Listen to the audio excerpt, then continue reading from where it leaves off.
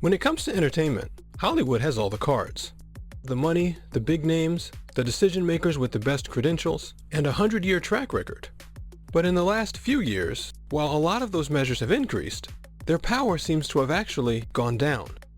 Silly internet shorts and amateur videos have matched and even exceeded Hollywood films in their cultural prominence, and even their audience size. Now, of course, Hollywood charges money to see their movies, while these are free.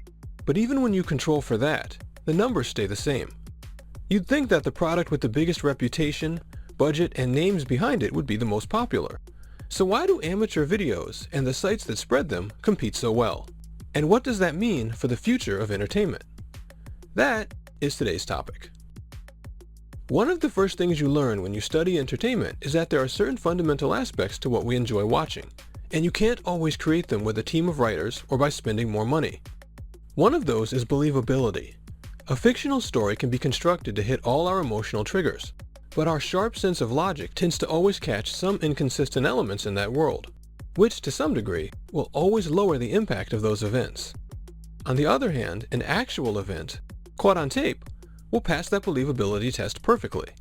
And as a result, any emotionally powerful element caught in that video will almost always be far more impactful than a fictional film can create. But this brings us to the first major differences between how internet videos and Hollywood entertainment are created. Hollywood entertainment is planned and paid for beforehand, while internet videos arise organically from countless people filming random things in their daily lives. If you have 1 million people owning 1 million cats, and you take whatever is the most funny, weird, or interesting thing that happens with those cats, you almost always will end up with an incredibly effective moment caught on video that also is perfectly real. The many hours of mundane things are simply not shown. Hollywood can't afford to film that much dead air. And likewise, that large number of trials that lead to viral internet videos highlights the fundamental differences of the internet system as compared to the one used in Hollywood. The first is essentially a mass meritocracy. Anyone can enter with no limitations, but also no support, and the best materials tend to get spread. By contrast, since Hollywood requires prior investment and potential losses, they have to use a gatekeeping system, where an individual person has to decide beforehand what might be good. If you don't know any better, this might seem like the best way to do things, having an expert handpick what goes through, instead of something chaotic, with tons of almost random things arriving. But in many ways, it's the opposite. That open entry system, with all that chaotic stuff coming through, is actually able to test tons of things that an individual expert would never be able to consider or even understand. And not just who has the cutest cat. There are entire genres, simple and effective types of entertainment that people never even conceived of before it spread online. I can't begin to tell you how different Hollywood would be today if TV producers knew that you could simply film someone playing with toys and kids would watch.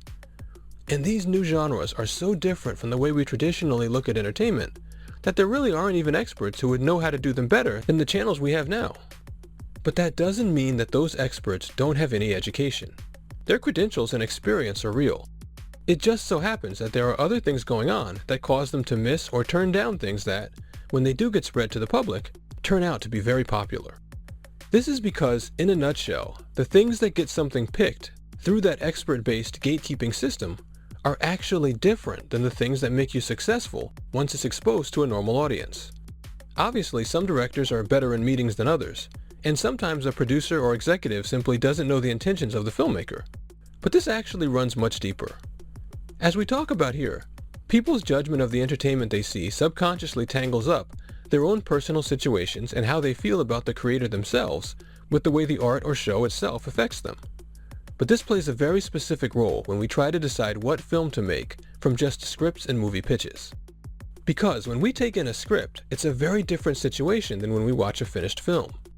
A lot of the quiet emotions that go with it, the relevance to the world, the social momentum from being in a group of viewers, the charisma of the actors, and so on, is all gone. So people aren't capable of judging those scripts in the same way they would a movie. And instead, they make decisions based on random things that give them extra boosts of emotion. Like whether they know or like the person pitching it to them, if it has, say, similarities to their own hometown, or other individual factors. So, a single person in this situation can never reliably tell what audiences will like. And even more so, if you try to control for this by, say, hiding the name of the writer of a script, making people view everything in a vacuum, it doesn't actually help. Because, as studies have found, if you take away people's basic emotions, they can't make decisions. Without that basic social momentum and other things they associate with watching movies, and without any knowledge of the creator, they actually end up relying even more on those random personal things for their decision, if they can even make one. He was the one that said yes. He wouldn't have even read the script if Harvey hadn't been attached. Oh, it could be really cool to make a movie with Harvey Keitel. Yes, I think I'll take that home tonight. And that's not even counting the fact that they're trying to guess how audiences will react when those audiences will know about the filmmaker and other outside things when they do see the movie. So there's a lot of problems that ultimately make those gatekeepers almost helpless in telling what will be good. But, interestingly enough, this problem actually doesn't apply with internet videos. And I think the reason why is really cool. Because with these internet videos, when they first show up, every person watching does judge them in the same vacuum that the gatekeepers do. But those random personal biases are so random that they cancel out when you get enough people together. One person may enjoy a video randomly because the star has red hair, but another person is just as likely to randomly not like people with red hair. So what happens when you get that larger sample size of random people together is that their individual opinions are unpredictable, but the collective result, ultimately, only takes into account things that are common among the viewers. The quality of the story, the outside things that most people will know about or share feelings about, and so on. Meaning that the judgment of those unskilled random viewers, taken as an average, turns out to be a much better indicator of the actual quality of that video than any individual person could make, no matter how knowledgeable that person may be. So, these silly, low-budget video shorts that come as a result of a video site choosing the ones that people share the most, like what YouTube used to do, end up being entertaining for others far more often than the shows and movies that are purposefully made by small numbers of professionals.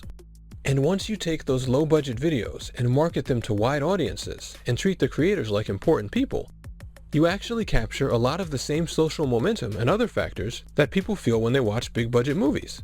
Meaning that, although they have the gloss and the budget, those simple internet videos, ultimately, can match them in their appeal. And, in many cases, beat them. The only problem, of course, is that the effort needed to produce a video that's 90 minutes or 2 hours long requires far more planning than a video short. And so you can't get the sample size that you do with the easier-to-produce viral videos, making Hollywood the best source for entertainment of that length. But, even then, you still have other forms of the movie business, like Netflix and the indie movie scene, that can produce a greater amount of content at a lower budget, and go directly to audiences. So even though it doesn't happen at the level of internet video, you can see that a lot of these same dynamics apply. And I think this is really important, because like we've talked about, Hollywood's franchise era is ending. And once it goes, they'll need something to replace that feeling of coolness and social momentum that they used to gross those billions of dollars. And ultimately, the only way they're going to get it is by pursuing creators who carry coolness, interesting life stories, and social momentum themselves. And given how far ahead the internet and Netflix are in this process, they're going to have no choice but to turn to those creators to bring back the movie business. We'll just have to hope it lasts long enough for it to happen. Thanks for listening, and I'll talk to you soon.